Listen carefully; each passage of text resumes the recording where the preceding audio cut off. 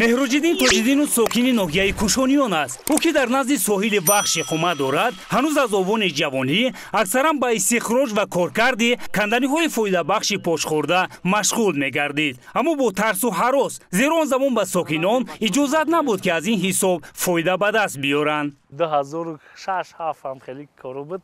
ман бачаёш будам, нав занг гирифтагӣ хай бекор хонадам лави дайра омадем, ади рафиқ мункати кор кардисем. ями МЧС формои военӣ ягон мурда ой меша мекувани дайрора. ов кам меша, ов кам шид, мо да хидом мета мақсад ҷои ягон тилои таи дайро дар рӯ мебирояд. ҳамин ҳолате буд ки кор кардисем, дар ҳақиқат ҳам хел лотка омаду воени аз 3-4 ҳам хел егитҳои буз балав, ҳами айдур дидем, ҳами аппарат чизомуно овда парсему дари ҷангал гирехта рафтагем. ва ҳе мекуна, мумкин мора мақсад пирса ягон мурда ягон чӣ надидем, мо дигар ҳами тарс вам лағат кардагиам гирехта мерем дури ҷангалу.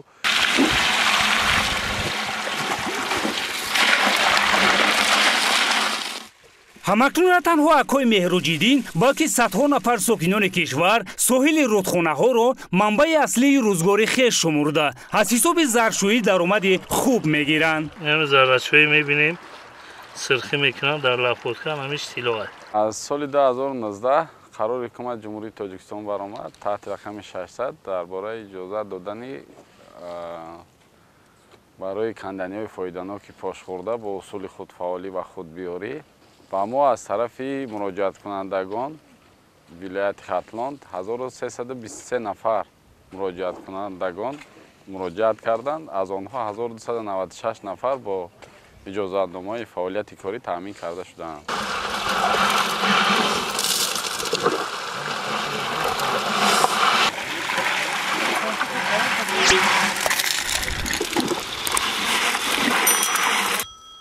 қариб дар ҳама фасли сол хатхати дарёҳои ҳудуди вилояти хатлон ҳамин хел серодам аст.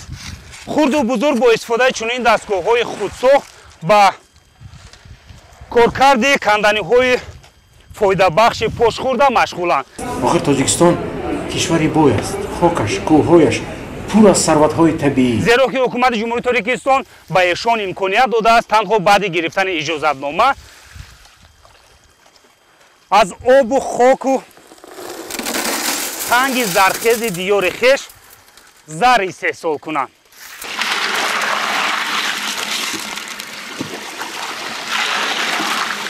пес так дигар накомака. ин хоки замини мо қадан гуфти гапои худ боя. ҳоли кофтам биги яки нефту газаш сухан зада нарояд туба кадам худои таоло. ё туба туба. зарашӯӣ мебинем, сирхӣ мекунам дар лафотка, ҳамиш тилоа.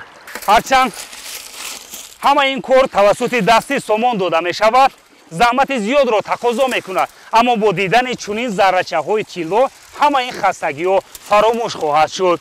ҷидо мекунем, мебинем дар ҳақиқат ки мо ҳамин рӯз то бегайра кор кард кардем, ҳам меҳнати химон уже мебинем дар он лата партовимон аёдмон мебурояд. медонем ки ҳамин рӯз 100 сум кор кардем, 120 сум мисоли ҳар ризқи рӯзӣ ҳамин барои рӯзгузаронӣ дорем. қариб ки мавсимӣ нест, ҷомон гармай, зимистонон сарди бад нест.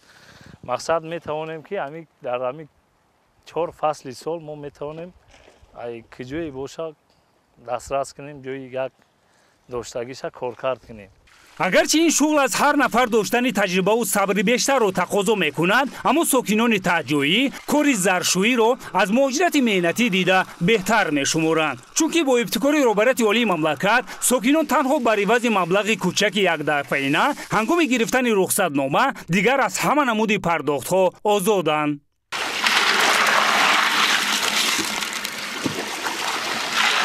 тоҷикистон як беҳишти рӯи дунёе ки мо мисол озод кор мекунем, намхел мо тамоми ҳамин шохҳои дарё пошхӯрдаҳои тиллоро ҷамъоварӣ мекунем, ба даст мебарем, мисол ризқи рӯзимона назди хубиш ҳамин ки назди хонамона дарё, мақсад аз мо ҳам боша километрай мем озод то бегайра баъди ҳам вақт дошта бошем, метавонем бо хоб кунем, як кори дигармона бирем, ҳамин кормона давом теем. ҳамин муддати ним соат коркард кардем, мо ҳаминҷо حتی گفته میتونیم بدیلی پر که 0.200 میلی گرم ما اینجا اوجه کارکرد داریم. 3-4 نفر سطیل زدیم، ممکن 50-60 سطیل ریختیم. اینجا 200 میلی گرم اوجه ما کارکرد کردگیم که 60-70 سومون بگیم در این مدت کارکرد کردیم دستی. چی؟ یا تو رنگی که تیلا باشه. تیلا؟ اینش چی؟ یا توبه کردم خدای توبه ایش رنگی نقره. وقتی که مردمی با چنین کارها تامین میشوند دیگر حاجت به مهاجرت دولتی رفتن نیست. به فکر من میتوانند در نزد خانه‌های چیزی که وای شهروند گفته گذاشتند در نزد خانه‌هایشان برآمده کار کنند، بگه روز خروجیشان را جمع کرده باز به خانه‌های خودشان برمیگردند میروند و چخیلی که روز خروجی گفتند جمع آوردگیشان روزشون میگذارند دیگه حاجت به دولت خارجی رفتن نیست. میناداری خود رو پیش از همه به حکومت جمهوری تاجیکستان محترم امام علی رحمان چنین شرایط فراهم برای مردم همین دهات همین کشورمون همین چیزا نبود به ما اجازه دادن. ما یگان نالوگ نمیتیم، از نالوگ آزادیم.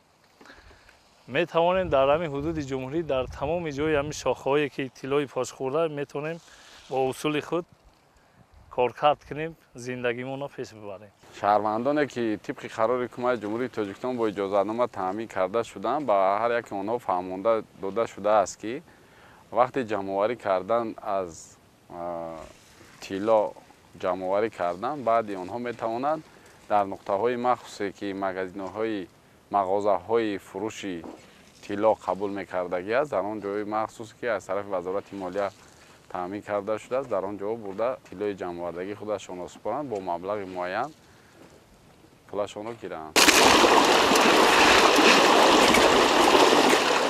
اکثریت زرشویان با تجهیزات خودساخت صبح تا شام در رودخانه و موضع‌هایی که دارای این نوع کندنی‌های فایده‌ناک است فعالیت برده روز 100 تا 150 سومانی مبلغ به دست می‌آورند. با عقیده متخصصان ساحه نوع طلایی که از قطقط ساحل‌ها اهالی جمع‌آوری و کارکرد می‌کنند تمغه 999 از 9 بوده. تنها از خبت ریگ و شغال که از ساحل دریاها آن را گرد آورده و شستشو می‌کنند کمی صفت خود را گم کرده ارزشش پایین‌تر می‌گردد. به هر صورت در بیرژه جهانی نرخش را $35 آمریکایی معین کردند که از حجم این مبلغ هم ساکنان خوشنود بوده. از اقدام نوبتی حکومت جمهوری تاجیکستان با قناعتمندی حرف میزنند. قربانوف فیروز جان قربانوف برای برنامه اطلاعاتی نوید از ناحیه کشانیان.